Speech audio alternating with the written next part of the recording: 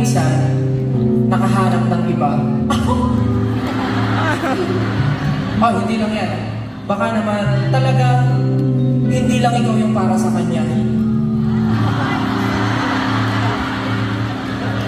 Sakit nun. Bakit ko ba naisip yun? Okay. Kaya para sa mga pusong nasawin, para sa mga pusong wasak na parang puso ni Nasimak, para sa inyo to. Let's go.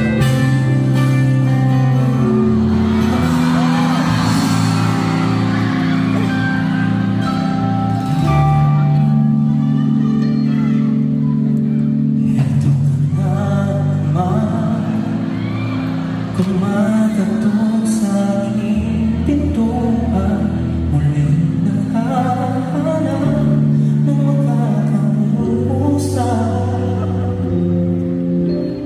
At ewan ko nga sa'yo, parang baliwala ang puso ko. Ano nga bang meron siya?